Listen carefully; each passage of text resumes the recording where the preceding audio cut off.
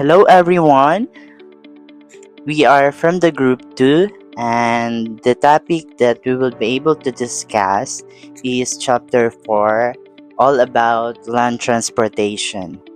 So this chapter will cover the forms of land transportation and its advantage, government agencies, and land transportation policies in the Philippine setting. So this chapter is makakover niya itong different forms of land transportation, ngayon ang iya mga advantages or ang iya kaupayan, and then disadvantages or ang iya karautan, and also the government agencies that tackling different government policies and regulation when it comes to land transportation.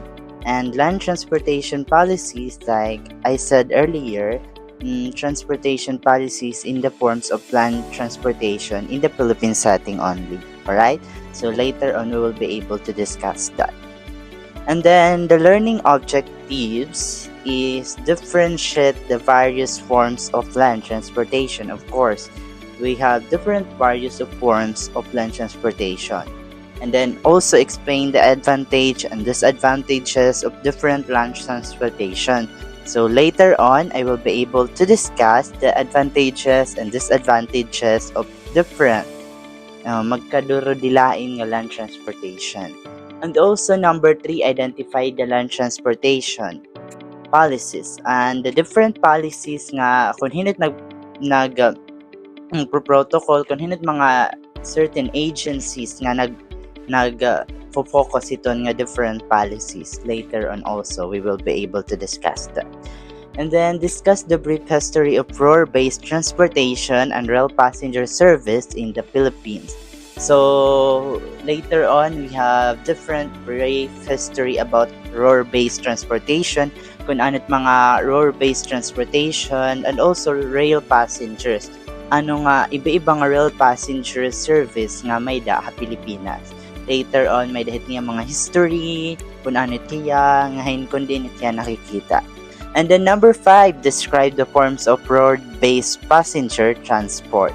Of course, we will be also into describing the different forms of road-based passenger transport. And then number 6, we will be able to identify the categories of road-based and rail passenger service. Right? And then 7, identify the major rail transportation. Kung ano iya mga major pagdating hit rail transportation. And then lastly, name some of the trends in road-based and rail transportation. Kung ano mga trending hit road-based nga mga transportation ngayon rail-based transportation. Alright? And then next, so now let's proceed to introduction. So, albeit the Raimondo's contribution of air transportation in the tourism and transportation industry. So, land transportations is still described as the most common mode of short distance travel and is known to have the most percentage of the overall movement of tourism. So, road-based or land transportation ngayon is described as the most common. Ibig sabihin nga pinakagamit niya nga mode of short distance travel at mga tourists. So, land-based transportation as it pinaka number 1 or most commonly used nga transportation pagdating hit tourism or pagdating hit mga tour hit different agencies or customer from different world. And then it is also known to have the most percentage. So number 1 here pagdating hit percentage kaysa hit mga water, air, etc. So the overall movement of tourism according to Bruce and Timmer 2014. So it is significant not only because it brings passenger from its point of origin to its destination, but also because it provides tourists a convenient way to explore the beauty of the destination. So, which greatly contributes to the tourist experience. So, So ito nga pagsasakay titan land transportation. So it is very important because kay it greatly contributes na hit aton experience as a tourist. So kailangan transportation pala is ano na kita, nafe-feel na kita nga okay kita, dere kita nagibubot labis. So I think land transportation is very most common pagdating short distance travel. Kay alam ka naman mag-airplane tapos sara nila. Chari. And then transportation plays a vital role as one of the operating sectors of tourism by catering to the movement of the people and goods. So, tourism talaga it focus transportation kay as pinaka-vital rule pagdating hit operating sector, pagdating hit trading, hit goods and services. So, among the modes of transport, land transportation is called ground transportation as an asset of tourism supporting the mobility or pagmumove hit mga consumers of tourism products. So, trading or pagpapalitan na hit mga tourism product from different country to our country. So, land transport conveniently aids the travel of people in two various ways. So, may land transportation may niya dudha nga aids to travel. It is two way of various ways. So, it can be either road or rail transportation. So, later on, malalaman natin ninyo ano pinagkaiba hit road ngayon rail transportation. And now, we have land transportation in tourism. So, we have land transport. So, road transport na nakagin-sisa rin kanina. And also, we have rail transport. So, in road transport, we have schedule or regular. We have also bus services, intercity, for city urban, for services, and local services. So, may daliwat niya coach services, mga charter, mga charter service, mga hoop on hoop of service. Itong mga largo, masakay ka tapos largo ka lang malugsong. We have also vintage buses, rutal coaches. So later on, may niya mga picture at different land transport. And also automobiles, car rentals, taxi services, personal cars, limousine services. So we have also safari for recreation services, mobile caravans, and also RVs, mga kotse nga mga sikat. We have safari vehicle service, and we have also rail transport. Rail transport focuses on schedule of rail services, high-speed trains. So, mga trains pala. Trains nga yan itong mga rail transport. We have also passenger trains. We have also car-carrying trains. And also tourist trains, luxury trains, and heritage rail services. So, that different transportation in land transportation, later on we will be able to discuss that. In the previous, or my co-members will be able to discuss the different road or land transport that we use, especially in the Philippines or any from the world.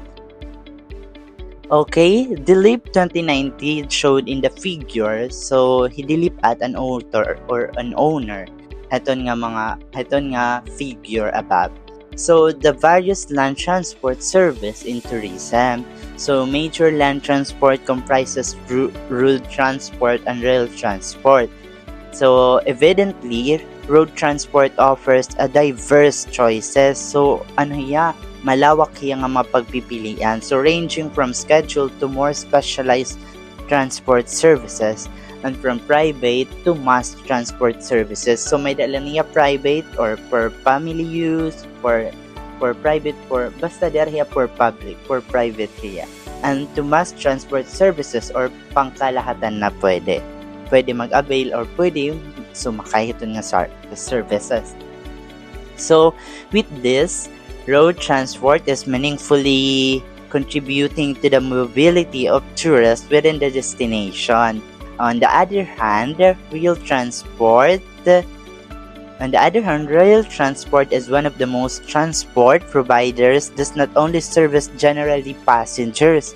So, rail transport dari ila passenger it again tatayang service, but it offers services to tourists seeking a more comfortable, luxurious, and extraordinary travel experience. So later may ipapakita ito nga mga luxurious train, luxurious rail services, rail transport, extraordinary travel experience.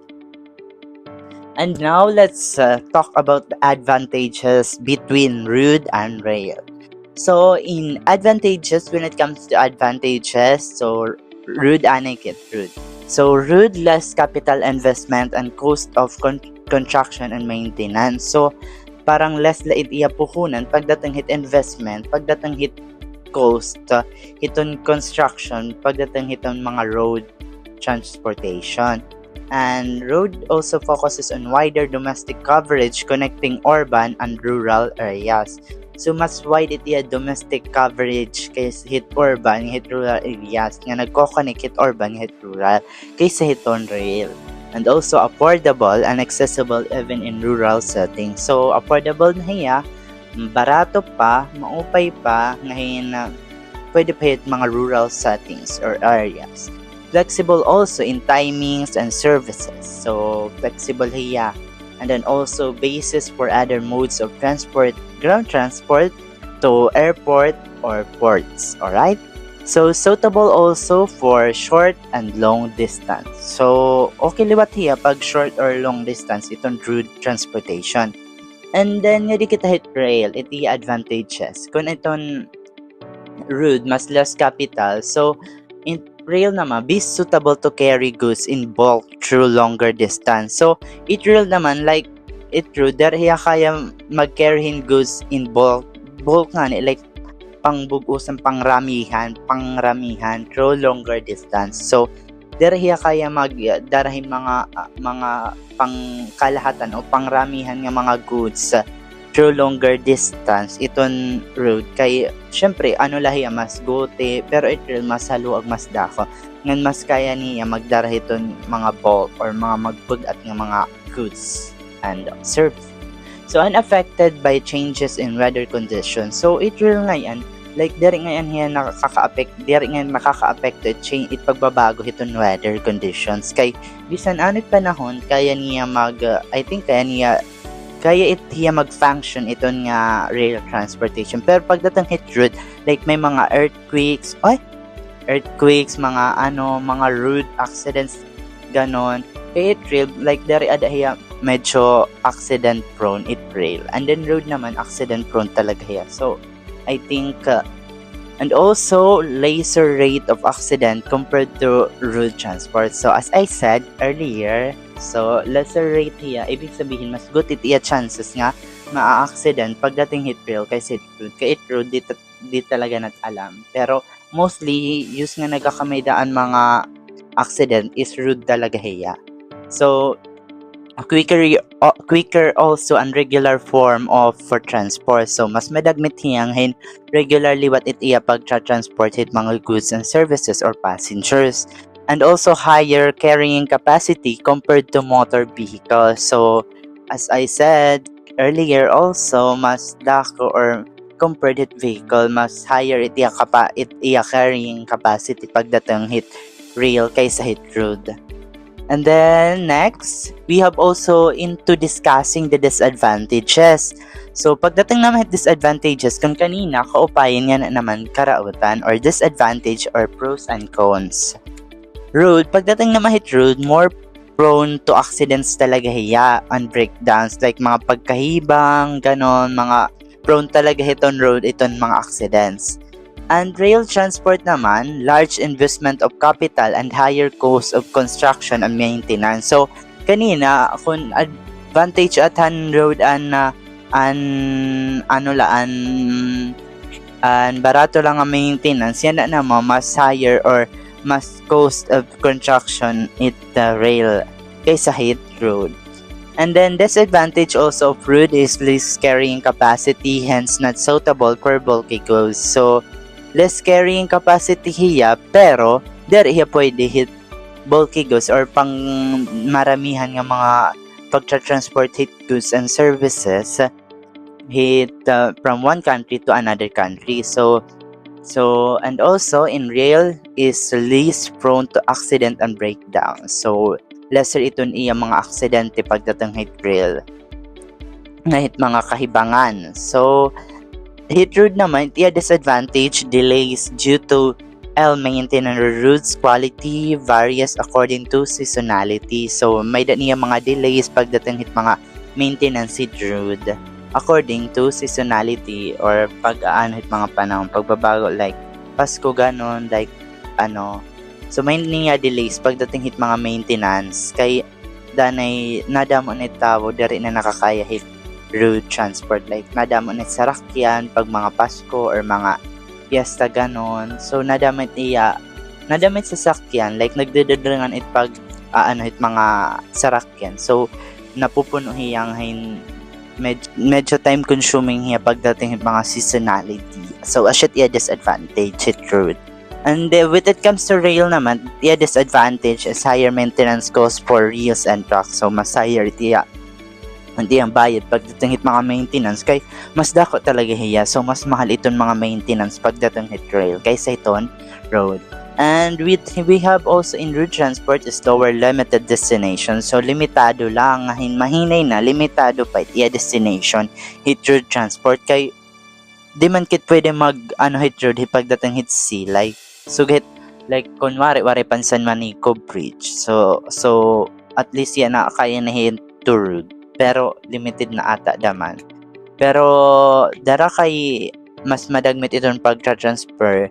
So limitado laliwat kay dani yung pagwaray tulay, limitado la talaga pagtra-transport based on road transportation kay set rail. Alright? And also for rail disadvantage, less flexibility due to fixed routes and timing. So less it flexible kay naka-fix na talaga iya routes nga hit iya mga timings like may da na niya route nga kakatuan limitado flexible due to fix na kasi iya mga route hiton rail kaya masyadong disadvantage siya kay danay dere pwede door to door. And also private run transport rates are usually higher due to lack of standardization. So danay may mga private run nga mga transportation mas mahalit iya rates or bayad pagdating hiton itara paniningil pala pagdating hiton pasahiton consumer or mga customer. So mas higher itiya price kay danay waray niya sinusud yan standardization lalo na't mga private nga mga sarakyan. And also in rail naman itiya disadvantage also is doesn't provide door-to-door services or road transport necessary to get to location. So it rail disadvantage talaga niya kay dere niya kaya it road to road kay dere met ni mahimuan ng railway para la hingatukit imbalag. So no may dala niya mga routes or route nga kundi income pwede mag-stop or pwede di magpapara ganon. So dere hiya nagpro-provide it door to door like road transportation. And also in road disadvantage is no fixed time schedule and regulation. So it road naman pangit hiya kay waray niya fixed time and schedule regulation nakadepende laliwat hit mga driver it availability hit sa nga road transportation or nakadepende laliwat hit availability hit mga drivers and mga road transport hit nagamit hit mga road transport. And also rail itiya disadvantage also is doesn't contributes to the depletion of natural resources. So may niya dakit iya contributes pagdating mga natural resources like fossils and fuels. Nakakakos naman hit pollution so disadvantage talaga hit. And then hit road naman also it contributes to global warming. So dara kay damit sarakyan pagdating hit road it global warming causes by noise air pollution. So dakit iya factor kay lalo na yan nga nati kadamo na iton mga sarakyan. So noise pollution is very relevant when it comes to road transportation. And air pollution also is very alarming when it comes to global warming or causes by different road transportation mga sarakyan nga ginagamit itaw kay halos most of the people or family here in our country or here in the Philippines may na sarili ang sarakyan. So nga tanan it nakaka-contribute to global warming, nakaka-cause noise and air pollution. So I think that's one of the best oh my god, I don't think so. That's one of the relevant disadvantage when it comes to road transportation. So that's all for my part. I hope you learned from my topic. So later on, again, let me first introduce myself. I am Clarence Paul Ballan. You're one of the reporters for Group 2, which is the Chapter 2 Land Transportation. So I hope that you also listen and watch the videos of my co-members about the different topics that we have in our report. So thank you and mabuhay. God bless us all. Good morning, everyone. Thank you for your attention. I'm Rochelle ABOBO, and I'm here to present today the historical development of land transportation and route-based tourist transport. So, before that, I want you to watch first the evolution of land transportation. So,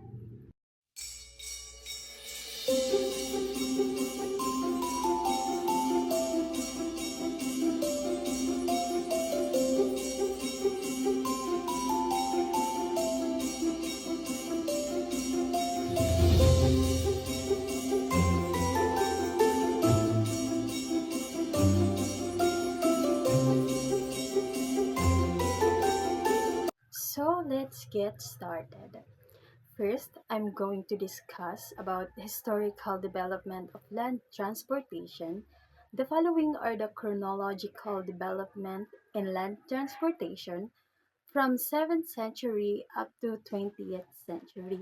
The 17th century, Blaise Pascal recognized the need for passenger transport as the majority of the population could not afford the carriages. He invented the first vehicle that resembled a bus in a form of horse-drawn, capable of carrying 8 passengers. So, this is Pascal, and this is the first vehicle he invented. Hiyaan mo an una hit nga nakaimbento nga sasakyan nga kahawig hit bus nga gamit an kabayo. As you can see han video, an kabayo an ira una nga naging sasakyan.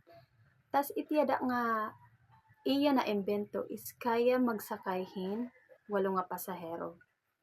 An 1662, Pascal, together with Marquis de Coutances and Duke Rouen, founded a transport company utilizing their 7 carriages. They had a regular service around Paris. So, ininhira nga tutulo is nagtatag hirahin company for transportation gamit ang ira mga karwahe. Tas may dala nira service just in case may da nira appointment or hit ira la pang gamit hit kuan. So so at the end of 17th century, ang mga karawahe nga na-discover ni Pascal is kuan na nag-spread na Paris, France, London, UK, ngan Berlin Germany. So asya net gamit na iton nga iya na discover nga land transportation, which is mas lumawak na ang era company han gada nga mga at the end of 17th century. So in 1826, the first coach line was founded in Nantes, France. Yes, the first public coach line or omnibus was founded in Nantes, France by Stanislas Baudry. So, omnibus is bus. Hayana itawag ta haiya is bus. Pero before, it was omnibus. Omnibus or omnibus. So, in 1827, USA followed and it was operated by Abram Brewer, along Broadway in New York City. Hiya ang una nga nag-operate sa USA nga omnibus. Didto sa New York City didahan may Broadway. If Broadway is a major street sa New York, kundi in world-renowned professional theater. In 1828, General Devature was Dites was founded by Baudry and its operation was within Paris. In 1886, Carl Benz introduced the gasoline-powered automobile in Menem. This is Carl Benz, and this is the automobile nga iya na-create or na-discover. So, darahit yada nga automobile, dida nagtikang magkamayda yung gasoline-powered automobile. Tapos, dida na nagtikang hit nga nagkaka-discover na hin mga gasoline-powered. So, let's move on to 1898. It was when the first motorized omnibus was used for tourism. So, yada hiya. As you can see, damo na nagkakasakay ngan open na hiya for tourist para mapadali it biyahe mga turista kung tikain man hira kay it mga tourist kasi di ba waray pa mga sakyan pag mga hit sa nga country. The 19th century, Europe and North America utilized motorized buses. So, asya na ang Europe and North America nagagamit na nira ang motorized buses. Even the mga local nga magbabiyahe to point A to point B. Tapos ngin makadto market, ganon or bisan diin. So mas napapadali na. Dida na hithan 19th century. 20th century technologically advanced automobile was introduced in the market. So, dida na nagtikang na 20th century mag kuan na hin advanced nga automobile was being introduced. Tapos asya na damo na na-create nga mga iba-iba nga brands. So dira na nagtikang mag-import na bisan diin nga countries. So linawak na hiya and darahit nga technologically advanced. Dira na discover ang mga iba-iba nga mga high class nga land transportation. Diri laha land transportation and also the sea transportation and air transportation. Good afternoon, sir. Good afternoon, everyone. My name is Marianne Jade Alde. I am here today to report to you car rentals. Car rentals in tourism. Car rentals, also known as car hire, rental car, and rent a car, play a significant part in providing leisure travel to tourists. They offer that service to major tourism suppliers in the industry, such as airlines, hotels, travel agents, and tour operators. My explanation in the first paragraph is car rental play a vital role in providing travel for tourists, along with airlines, hotel and travel agents. Car rentals companies are key suppliers for travelers. According to Dala of 2019, having a good relationship with these car rentals suppliers is essential for success in the tourism business. Car rentals are not only used by tourists, but also by business travelers and the general public. Why rental cars? I give you three examples about rental cars. The first one is allows tourists to get around their destination easily. It gives tourists the chance to experience the place more intimately. And the last one is when you rent a car, mas magiging mas magiging madali it iyo pag-transpo kasi mas mababarato it iyo gastos. So, many people wants to rent a car than being commute. Kasi mostly kasi haaton.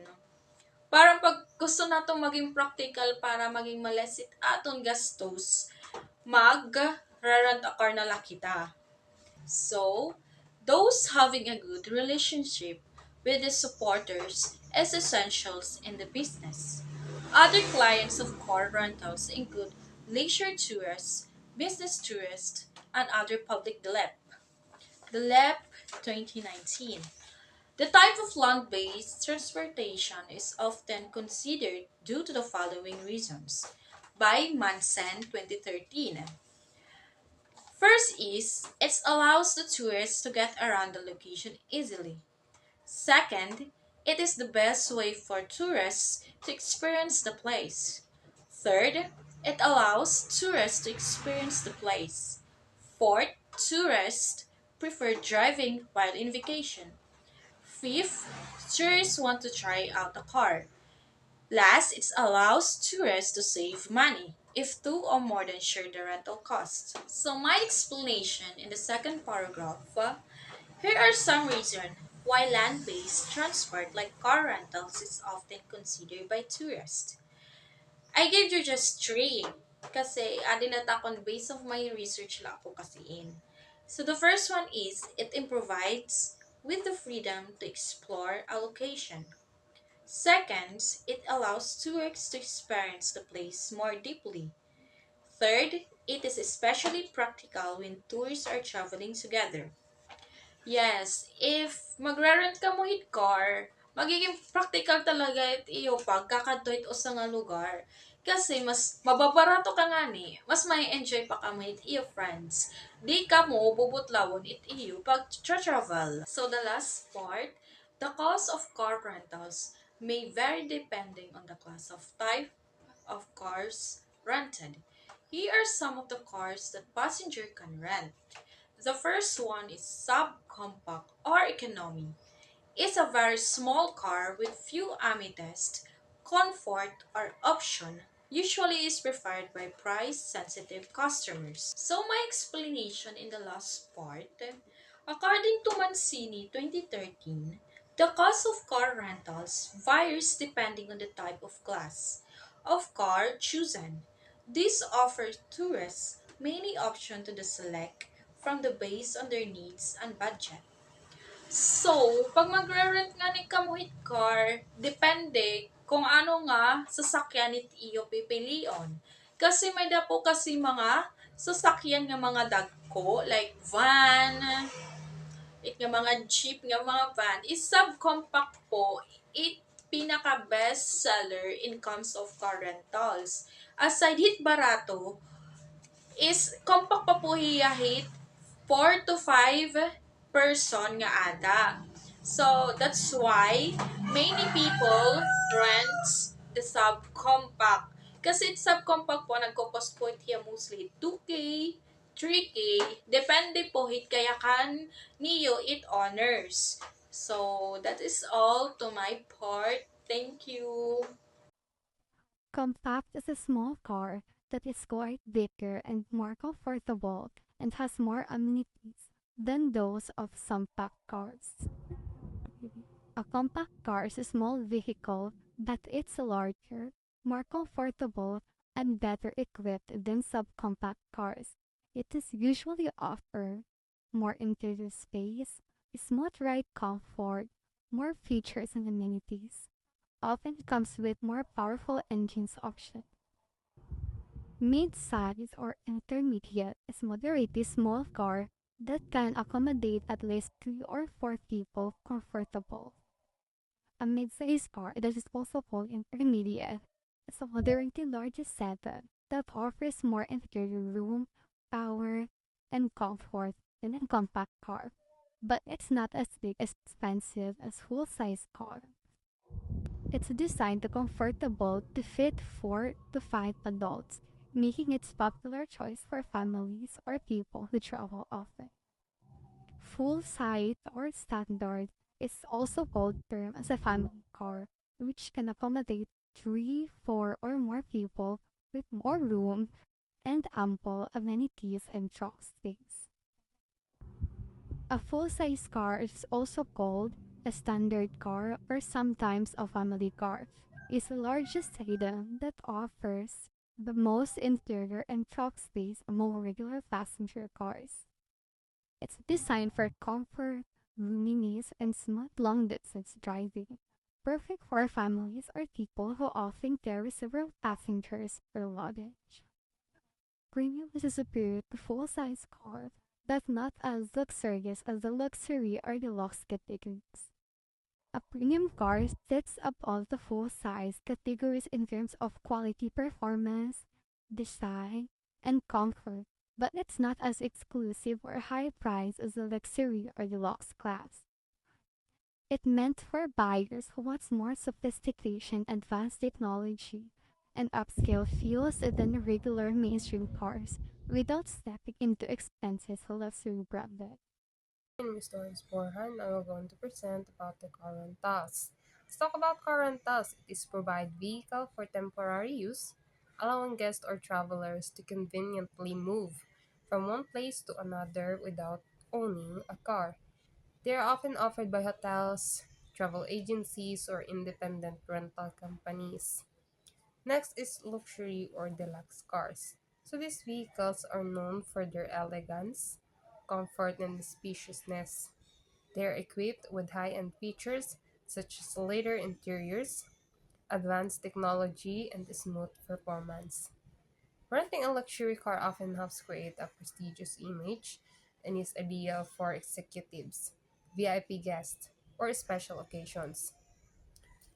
For specialty cars, this includes a wide variety of vehicle types designed for specific needs or travel purposes.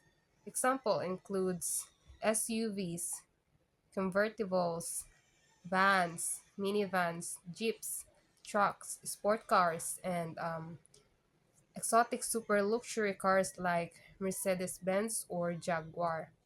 Next is motor coaches. In tourism, the word coach usually refers to a bus, which is large vehicle that can carry many passengers at once. According to DILIP 2019, a coach can hold about 20 or more people, while Gross and Clemmer 2014 described a motor coach as a vehicle designed to seat at least 24 passengers or more. The motor coaches have a long history. They started in the 1800s when Karl Benz from Germany invented the first motorized bus. The first model could only seat 8 passengers, but over time, larger buses were developed for public transportation and commercial use. Today, motor coaches are an important part of the tourism and transport industry. They are commonly used for travel between cities and provinces, providing an affordable and comfortable way to travel on the road. Many are used to public hire, tour groups, and private trips such as school outings or company tours. The the modern motor coaches are designed to give passengers a pleasant experience. They often include air conditioning, recycling, soft reclining seats, television screens, and luggage compartments.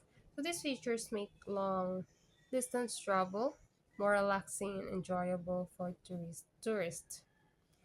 So motor coaches continue to be one of the most convenient and economical ways to travel, especially for large groups of people who wants to explore different places together.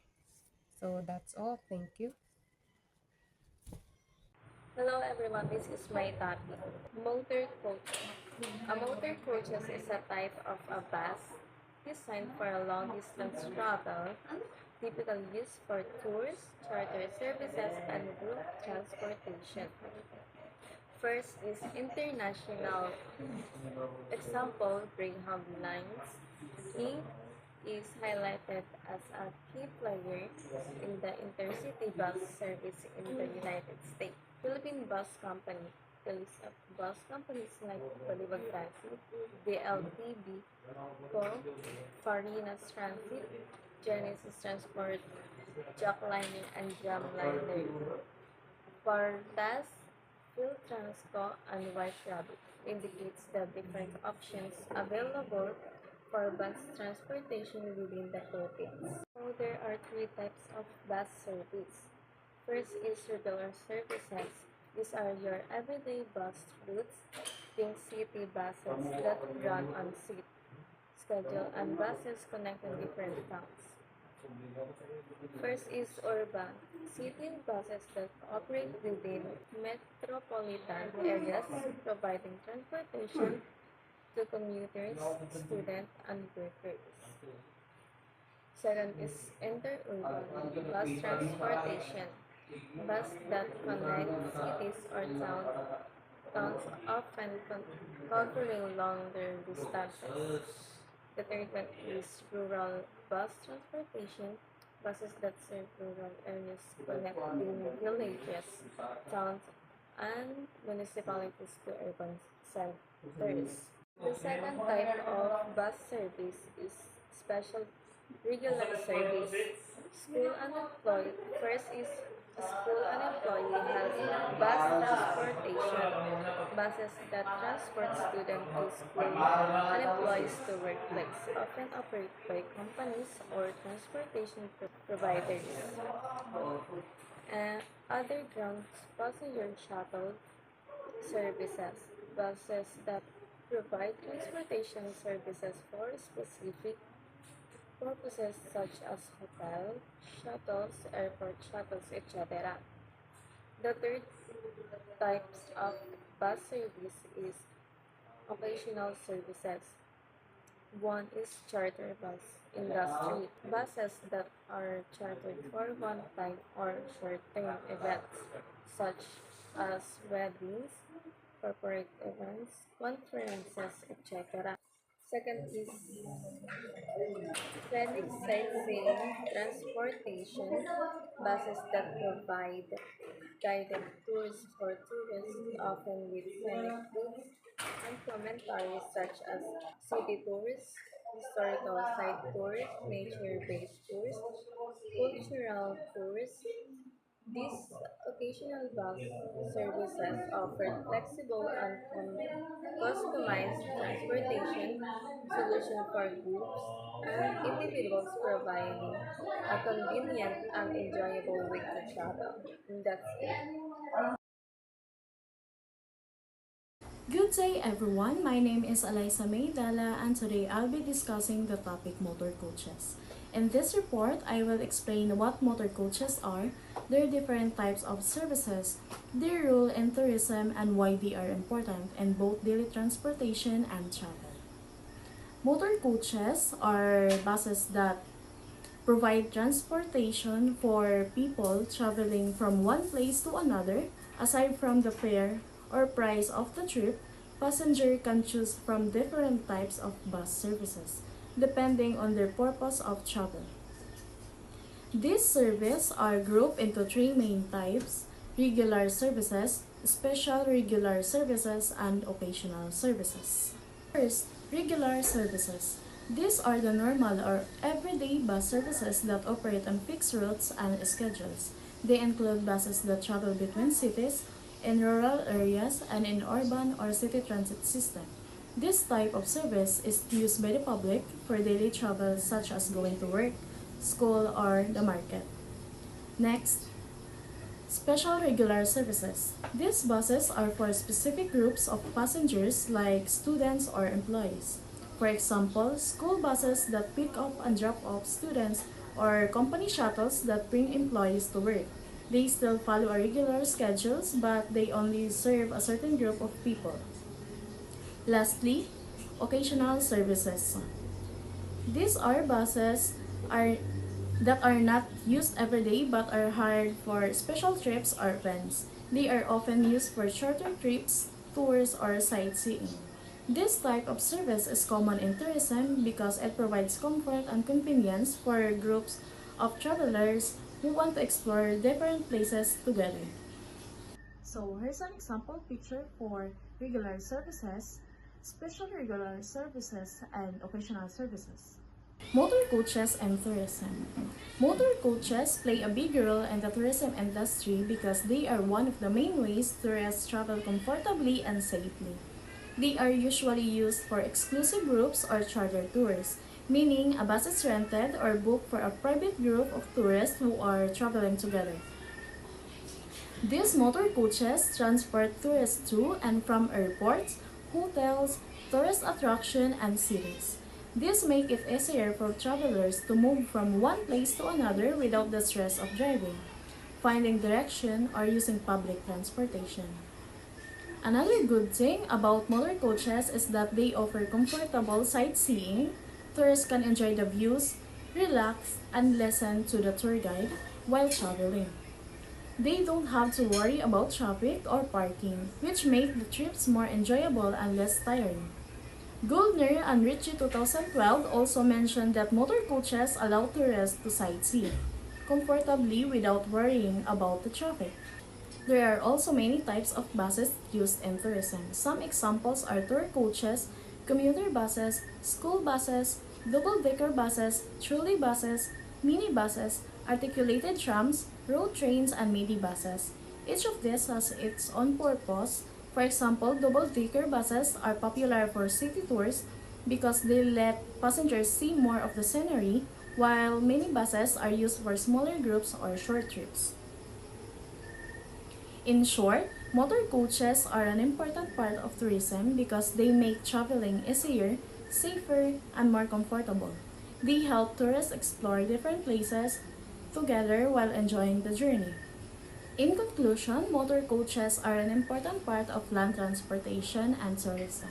They provide safe, comfortable, and convenient travel for different purposes, from regular public transport to school and company services, and even special tours for tourists, whether used for daily commuting or sightseeing trips. Motor coaches help people travel easily and enjoy their journey, making them a key part of both local and tourism industry. And that's all for my part. Thank you. So hello everyone, I am Denoso Julian and I will be going to discuss the reasons for choosing bus transport. So the first one is comfort and value for money. So basically, buses offer a budget-friendly travel option with decent comfort, making them ideal for cost-conscious tourists. And the second one is total experience. So bus tours often include guided commentary, planned stops, and group activities, enhancing the overall travel experience. And the third one is ease of access. So buses can reach destination not served by trains or planes, and boarding is usually simpler and faster. And the fourth one is interpersonal relationship. Group travel fosters social interaction, allowing passengers to bond and share experiences. And the last one is continuous sightseeing opportunities. Large windows and scenic routes make it possible to enjoy the views throughout the journey. Okay, so let us now talk about the reasons against bus transport. The first one is long, tiring journey. Bus trips can take much longer than flights or trains, especially over long distances. And the second one is limited space. Seats and legroom are often cramped, which can be uncomfortable for long distances. And the third one is time-consuming. Frequent stops, slow speeds, and traffic can make bus travel inefficient. And the last one is lack of sleeping facilities. So as you know, most buses don't offer beds or lie-flat seats, making overnight feel uncomfortable. Okay, so moving on, let us now talk about the modern improvement in bus service. So the first one is onboard restrooms and power outlets. So this provides greater convenience and comfort for passengers, especially on long journeys, by allowing bathroom access and charging of devices during the trip. And the second one is Wi-Fi and wider legroom.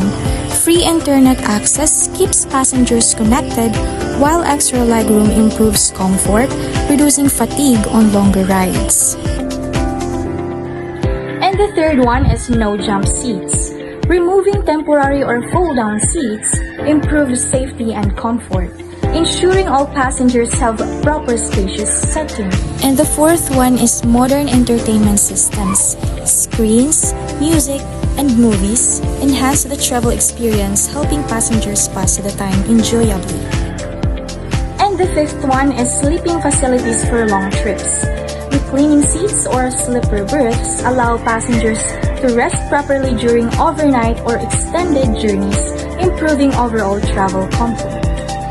So here are the viewed as comfortable and amenity-rich cater to various markets, city tours, explore major urban attractions, landmarks, and local culture with guided experiences, often via air-conditioned buses or walking tours, including meals and entry to popular sites. Domestic tours travel within one's own country, offering convenient curated experiences of historical, cultural, natural attractions with comfortable transportation and accommodation. Shopping tours designed for retail enthusiasts, these tours takes travels to famous shopping districts, outlets, and markets, often with perks like discount coupons, personal shopper services, and baggage assistance. Scenic sightseeing tours focus on natural beauty and iconic sites such as mountains, coastlines, or heritage landmarks with photo stops, relaxing transport, and informative guides. Religious tours, pilgrimage or faith-based journeys to sacred sites, temples, churches, or festivals, often including spiritual guidance, organized worship times, and culturally sensitive accommodations. Hello everyone, I am Mia Grace Peroche Donceras, and today we are diving into why tourists prefer coach tours. Coach tours are all about convenience and comfort. You can sit back, relax, and let someone else handle the driving and planning.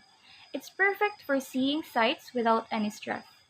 Next is we have the hop-on, hop-off buses. These buses offer freedom and flexibility. You can decide where to stop and how long to stay. It's like creating your own personalized city tour. Next is we have the vintage buses. Vintage buses offer a unique experience transporting you back in time. They're charming, nostalgic, and a fantastic photo opportunity. So, whether it's the relaxation of coach tour, the freedom of hop-on, hop-off bus, or the charm of the vintage ride, bus tours offers something special for every kind of tourist. That's all, and thank you for joining me. Hello everyone, I am Estacio Sophia Bianca, and today I will be presenting about motor coaches as an attraction. So first, the double-decker buses. Double-decker buses are large buses with two levels. They can carry many passengers, usually between 60 and 120. These buses are commonly used in countries like the UK and around Europe for city tours because the upper deck gives passengers a wide and elevated view of the surroundings. In the Philippines, they are not very common, which makes them unique and attractive for tourism because they offer a special sightseeing experience. As we go through this report, I will be showing different examples through pictures to help us better understand each type of motor coach and how they attract tourists. So let's begin by looking at our first example, the double-decker buses. Let's now move on to the second one, is the rotel, known as the hotel on wheels or rolling hotel. Rotel is a special kind of bus that also acts as a hotel. It has seats for traveling during the day and small sleeping rooms for resting at night. Passenger can explore places during the daylight and sleep inside the bus when the trip stops. This type of motor coach is called a hotel on wheels because it provides both transportation and accommodation in one, making travel more convenient and adventurous. So, hello everyone, this is 𝐓𝐫𝐚𝐧𝐝, Jade, wherein I'm gonna share to you some two examples of motor coaches as an attraction. This report provides an analysis of two distinct yet increasingly relevant modes of contemporary tourism, the recreational vehicle or RV and cycling tourism. Both paradigms offer unique affordances for travelers seeking immersive, sustainable, and spirit-driven engagements with diverse locals. So, through this report, i-flash ko na lang dito screen, mga pictures, on recreational vehicles and cycling tourism. So, let's proceed to the recreational vehicles or the RVs. Recreational vehicles encompassing motorhomes and towable trailers represent a significant shift in travel accommodation characterized by the integration of domestic comforts with vehicular mobility. As noted by DLIP, RVs facilitate extended journeys and vacation experiences by providing self-contained living spaces. The typology of RVs includes travel trailers, truck bed campers, and motorhomes. So, each catering to varying skills of travel and accommodation needs. For example, is to consider the socioeconomic implication of families utilizing converted vans equipped with solar panels and compact kitchen facilities. For extended travels naman from Manila to Batangas, thereby enabling sustainable tourism practices and minimizing reliance on conventional hospitality infrastructure. So, let's proceed to the cycling tourism. Cycling tourism presents an alternative paradigm, emphasizing non-motorized transport naman hiya as a means of engaging with tourist attractions in an environmentally conscious manner. As highlighted by DLIP, cycling offers an accessible and eco-friendly approach to exploration. Supported by organizations such as Sostrans, cycling tourism encompasses a range of activities, including leisure cycling, guided sightseeing tours, and recreational day excursions. Envisions the potential for urban revitalization through the promotion of cycling tours in historic districts, such as, for example, the Intramuros, Manila, wherein tourists can experience cultural heritage sites like Fort Santiago and San Agustin Church, while contributing to reduce carbon emissions and fostering local economic development. To summarize, the integration of motor coaches with RV and cycling tourism creates a sustainable and engaging travel opportunities. That's all on my part. Thank you for listening and have a good one. Now, did you know that the United States road network is the longest and biggest road network in the world? A network of highways consists of interstate routes and highways with 6.5 million kilometers in total length. This system plays a major role in transportation, connecting cities, towns, and rural areas. It allows people and goods to move quickly and efficiently across the country, supporting commerce, travel, and daily life. Now, what is rail transport? Rail transport is a mode of land transportation that uses trains running on tracks to carry passengers and goods. It is known for being efficient, reliable, and eco-friendly, especially for long-distance travel and heavy cargo. So, in the United States, the railway system plays a major role in the economy by moving large amounts of resources such as coal, oil, and manufactured products. Passenger services mainly operated by Amtrak, which is the main passenger train service in the United States, provide travel between major cities and regions. Overall, rail transport is very important because it provides an efficient and cost-effective way to move people and goods over long distances. It is environmentally friendly, helps reduce road traffic, and supports economic growth by connecting cities and industries. Rail transport is also safe and reliable, making it an essential part of modern transportation. Good day everyone, my name is Kay and today I'll be talking about rail transport and its importance. Unahin natin ang benefits ng rail transport. Ang rail transport ay nagbibigay ng comfortable at safe trips sa mga passengers. Isa rin ito sa mga pinaka-reliable na paraan ng pagbiyahe dahil may fixed route at schedule ang mga tren. Bukod doon, nakakatulong din ito para makatipid ng oras at pera ang mga pasahero. Isa pa sa mga maganda sa rail transport ay nagkakaroon ng chance ang mga tao na makakilala ng iba at ma-enjoy ang tanawin habang bumabiyahe.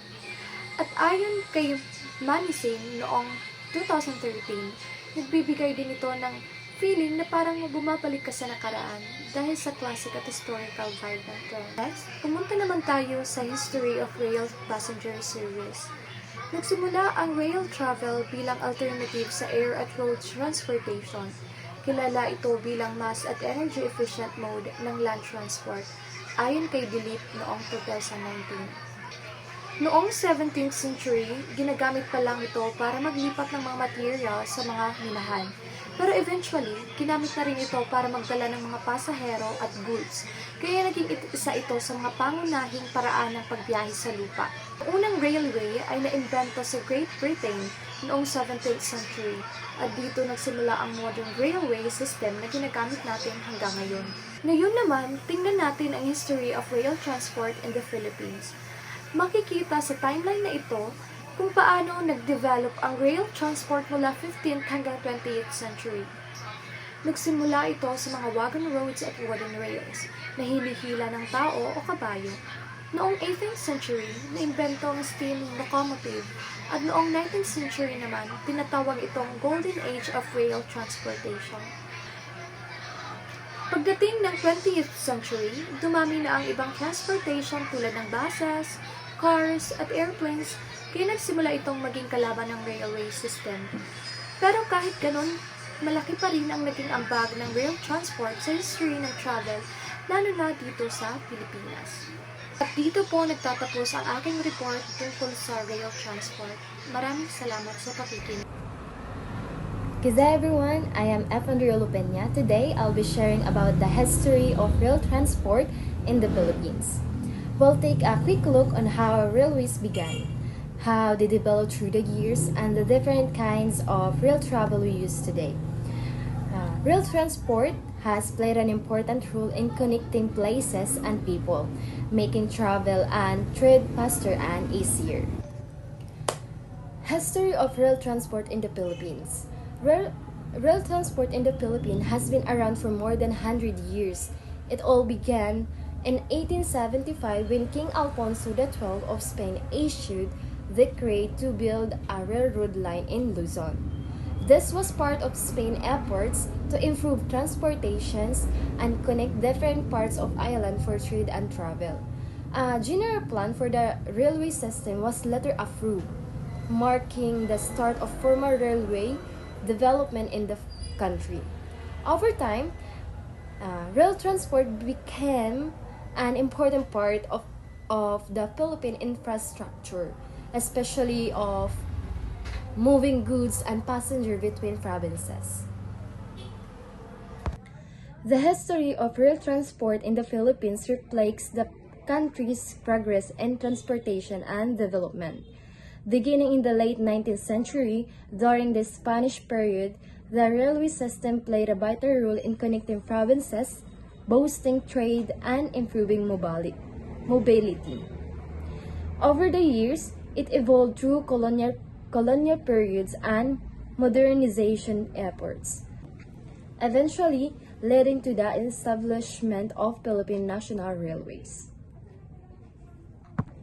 Alright, first is 1891, the first commercial railway line, Peroche Rail Line, was opened in Bagbag, Pangasinan.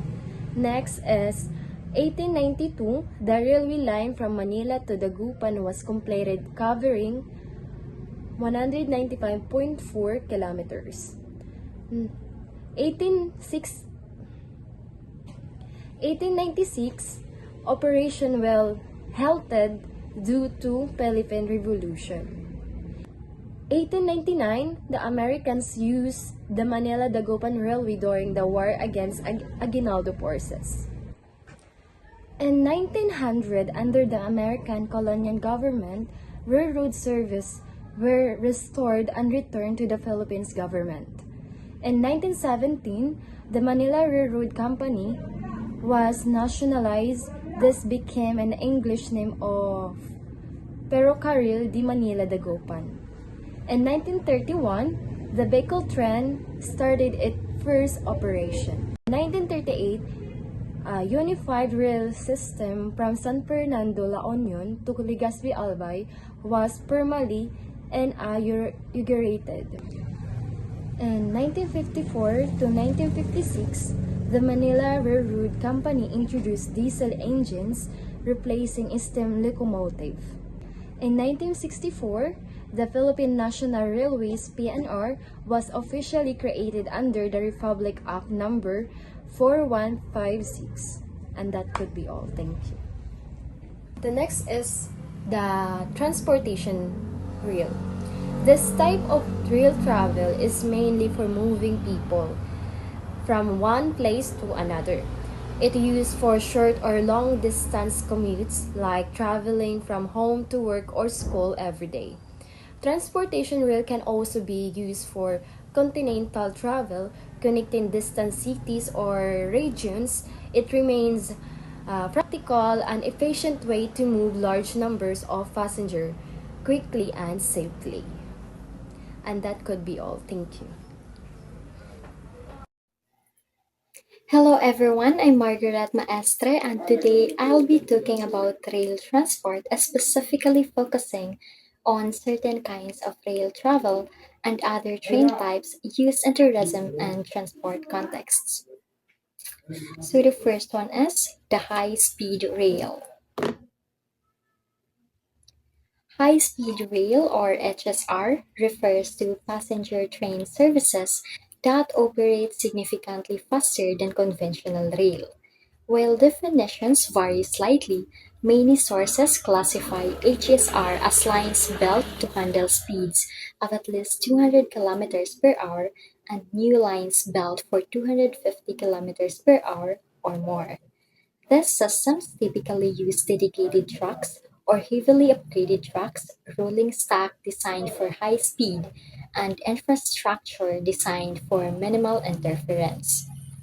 HSR gives us a means of fast intercity connectivity, often competing with air travel for trips of moderate length, say up to 600 to 1000 kilometers. Because that time spent boarding, security, etc. is reduced compared to flying. Examples include the famous Shinkansen in Japan, often called the bullet train. It's widely considered one of the fastest and most efficient land-based transport modes for intercity travel. The second one is the specialty train. Specialty trains, also referred to as scenic, luxury, or tourist railway trains, are rail services designed less for efficient point-to-point mass transport and more for the travel experience itself. They emphasize scenic routes, luxury or themed services, and tourism-oriented journeys. While scenic railway in some dictionary definitions refers to small amusement park railways, the usage in tourism includes full-size trains offering leisurely travel through attractive landscapes, often with premium amenities. Examples: the legendary Orient Express in Europe, the classic luxury train linking Paris to Istanbul, among others. Another example might be the Maharajas Express in India, a luxury tourist train. These trains are often considered attractions in themselves. The journey is as important as the destination. And now we have the other types of trains. First is monorail. A monorail is a type of rail transport system where a single rail beam serves as a track for passenger or freight vehicles. The vehicles either straddle or are suspended from the beam. Monorails are typically elevated, although they can also run at grade or even in tunnels. They are often used in urban environments for airport links or short distance transit because of their smaller footprint, elevated structure, avoiding many intersections, and smoother ride. And the next one is cable propelled transit or CPT. Cable propelled transit or CPT refers to transport systems where vehicles such as aerial tramways, gondolas, cable cars are moved by steel cables. These systems are common in mountainous terrain, tourist areas where climbing steep gradients as required, or in urban settings as a part of multimodal transit, especially where terrain or other constraints make conventional rail difficult. Research shows that urban aerial cable cars have been increasingly considered for transit in lower demand corridors or as feeders.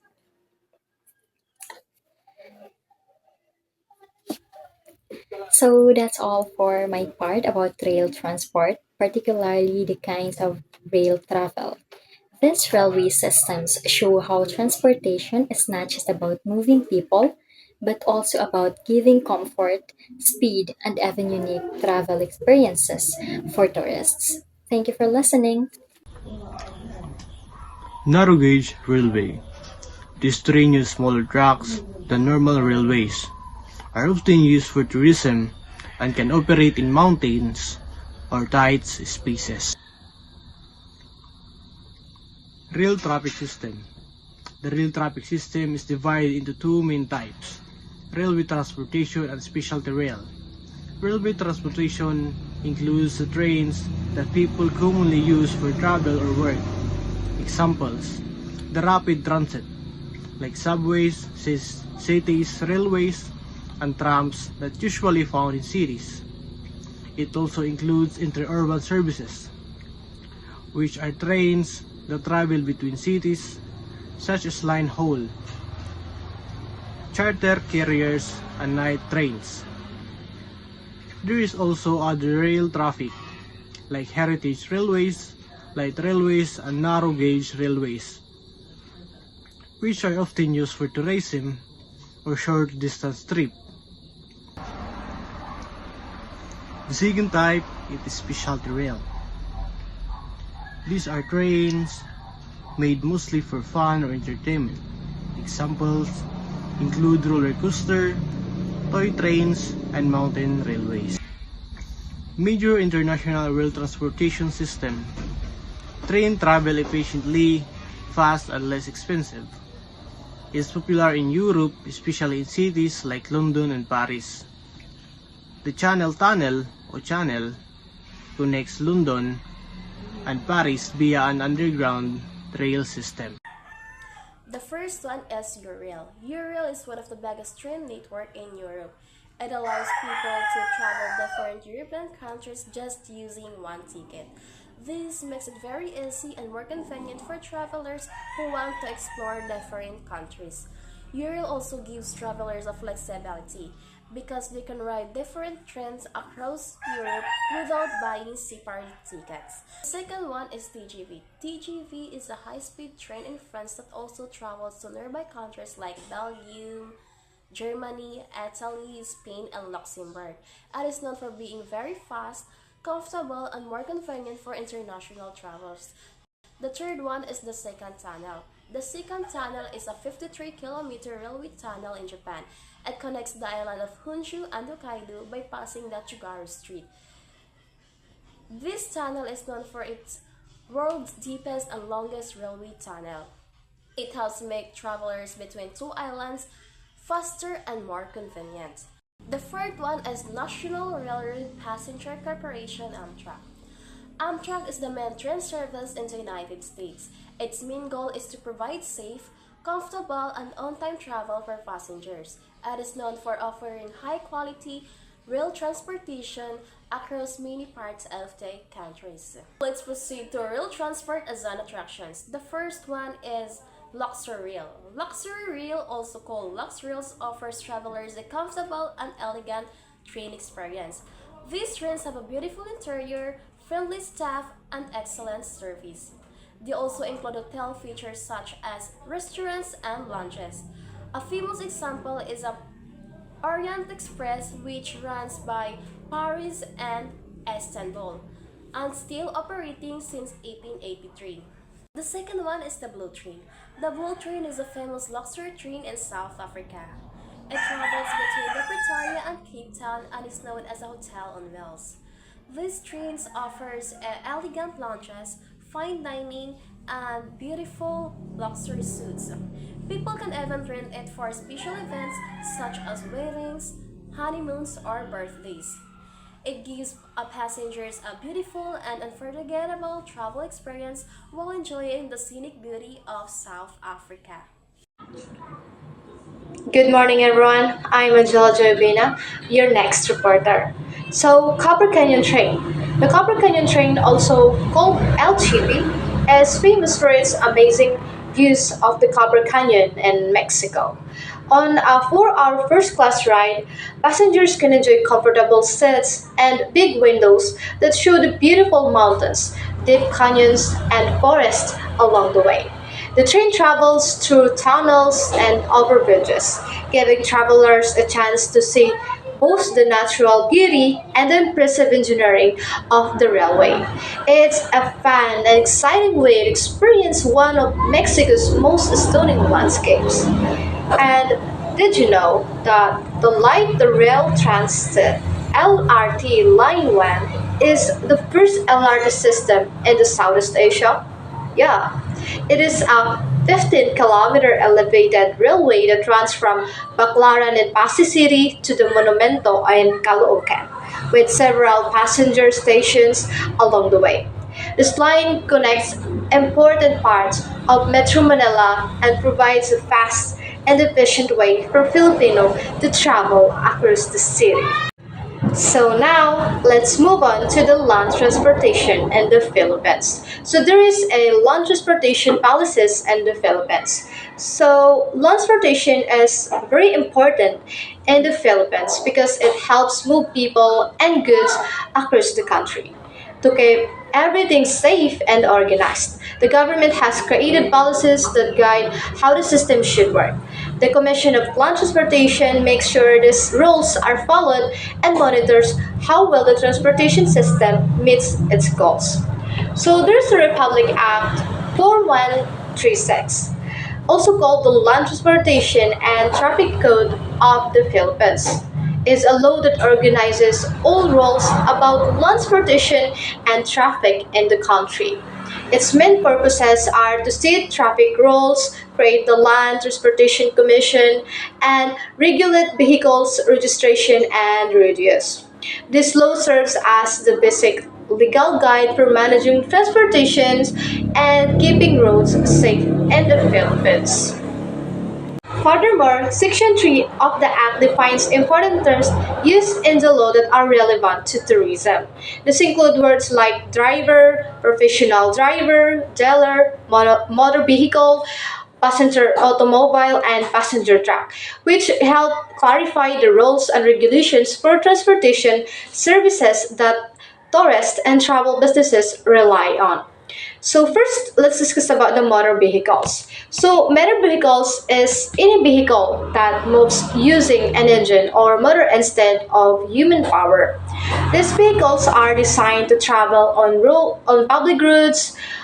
Some vehicles are not considered motor vehicles like road rollers, bulldozers, forklifts, trains, and farm tractors because they are either used for special purposes or run on rails. And next, let's discuss about the passenger automobile. A passenger automobile is any vehicle with tires that is designed to carry people, such as a sedan, coupe, limousine, or sports car. It also includes rebuilt vehicles like jeepneys or station wagons as long as they carry 9 people or passengers or fewer and are not used to carry goods or merchandise. So there's a distinction between the passenger truck and the passenger automobile. So the difference between a passenger truck and the passenger automobile depends on how many people it can carry. Vehicles that carry more than 9 passengers are considered a passenger trucks, while trucks with seats not used for hire also fall under a special S clarification. And now let's move on to driver. So basically, driver is anyone who has a license to operate a motor vehicle, while a professional driver is someone who drives for a living, either for private or public hire. And while the dealer is a person or company that sells, assembles, or handles motor vehicles. Thank you. Hello everyone, mabuhay! I am Julie Marie Pumasan and I am from Group 2, and my report is the continuation of the report of Miss Angela Joy Obina, the Land Transportation Policies in the Philippines. Section 3 of the Act defines the following terms that were used in the Act and are applicable to tourism. So first is the garage, a place where motor vehicles are kept for hire, not public parking. Example, the garage of ABC Bus Company is where your buses rest before the next trip. So when we say garage is a private property, the difference between the garage and the public parking is when we say garage is private property of the company where hiralat pwede mag-park, but when we say public parking is open for all, anyone can park. Asya dito pagkakaiba hit garage and public parking. Next is the highways. All public roads, streets, avenues, boulevards, and alleys open to the public. Example, Idsa and Rojas Boulevard are example of highways. So highways is the kunhain kita na agi all the public roads that inaagian hit nga tanan. Mapa streets, avenues, boulevards, and alleys that open hit mga tao. So next is the parking or park. So stopping a motor vehicle for a time, short stop for loading or unloading are not parking. Example, if you leave your car in front of a store for 10 minutes, that's parking. But if you just to drop off your friend, that's not parking. So ano pagkakaiba parking at parked? So when we say ano pagkakaiba hit parking hit diri parking. So when we say parking is kung for example, if binayaan mo yung car hand front of the store for 10 minutes, consider siya nga parking. But if imo lagin dulong nga di mo sangkay, imo lagin dulong, waray kapag iha, it is not parking. So next is the tourist, a foreigner traveling for pleasure or culture. Example, a tourist from Japan visiting Boracay is a foreign visitor. So bisan ano nga mga tao nga galing ha ibang nga bansa, that's considered tourist. Basta dili ra galing ha Pilipinas, that's isibig na foreign tourist. Kuntas for me kinasukay ako kinataka Switzerland. So dito era tourist akit because I am from different country. Next is the tourist may operate vehicles if properly licensed under the Act Section 19. Duty to have a license. So mga tourist pwede hara mag-operate in vehicles or mga sarakyan din atan if may danira license under the Act of Section 19. So duty to have a license, it is unlawful to drive without a valid license, applies to both locals and tourists. If a tourist is found incompetent or unsafe, the commissioner must prohibit them from driving. So bisan tourist or local ka pwede ka mag-drive if may danim license. But of course if a locals or tourist is nakalabag batas hit pagda-drive is pwede makuha yung lisensya or pwede ra pagbawalan magmaneho or mag-drive. So next is the land transportation government agencies. So, aside from the Department of Transportation or DOTR, other agencies also regulate land transport. These agencies ensure safety, efficiency, and order in land transportation services. So, may din sa Pilipinas, may dito mga land transportation government agencies that nagre-regulate and nagkukanaatan para maging ma-ensure safety and of course na lahat ng mga nagmamanedos may mga license. The first agencies are the Land Transportation Office or LTO.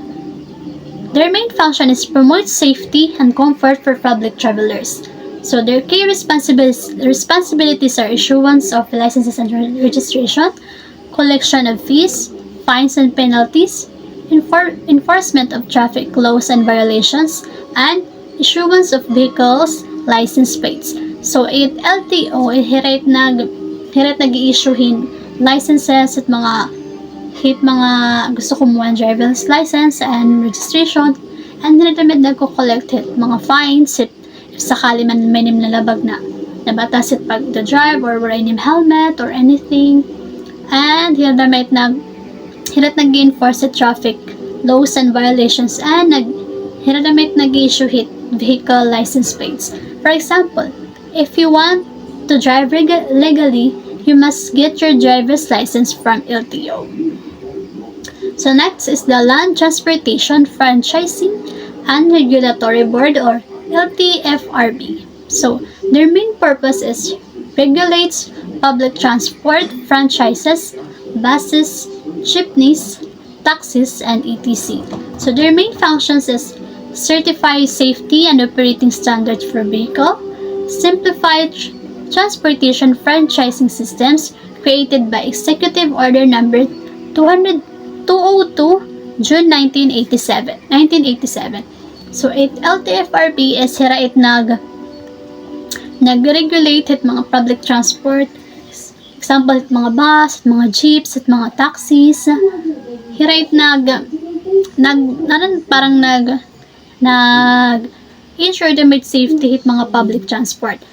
So, for example, before a jeepney can carry passengers, it must get approval from the LTFRB. So, before magbiyahe ito sa nga public transport, so kailangan may approval LTFRB before hira mag-carry passengers or magmamasada, ganon. So, next is the other attached agencies that support the regulation of land transportation services in the Philippines are the following. So first is the Office for Transportation Security or OTS. So OTS covers all modes of transportation including land, rail, air, and sea transport. So their main responsibility is ensure security and protections of the nation's transport system, created by Executive Order Number 277. So, example, the guards who checks bags at the airport are part of the OTS security system. So, when we say OTS, parang hirap mga security. For example, an example is the mga guards. Part ito rahit the OTS security system kasi nag-ensure rin safety hit mga pasahero nga madaan hit mga airport or bisan didahit mga ships, mga barko and etc. So that's all for my report. I hope you learned something and thank you. Good day everyone, I am Melrose Sabas, one of the reporter in Group 2. So let's move on to the Toll Regulatory Board or the TRB, a land transportation government agency. The TRB primary role involves supervising the construction, operation, and maintenance of toll roads, as well as regulating toll fees. The legal basis for the TRB's operation is the Presidential Decree number 1112, known as the Toll Operation Decree in 1977. As you can see on your screen, the image also features the TRB's official logo. So, the Toll Regulatory Board, or the TRB, this is the government agency responsible for overseeing and regulating toll road project. So, it also supervises the construction, operation, and maintenance of toll roads.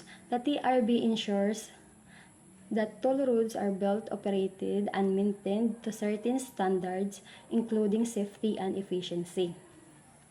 So, the TRB sets and regulates the fees charged to motorists for using toll roads, balancing the interest of the toll road operators and the public.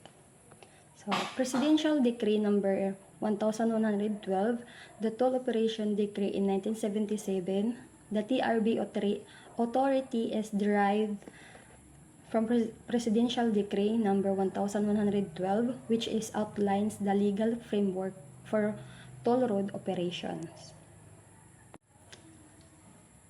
Next is the Office of Transport Cooperatives, or OTC.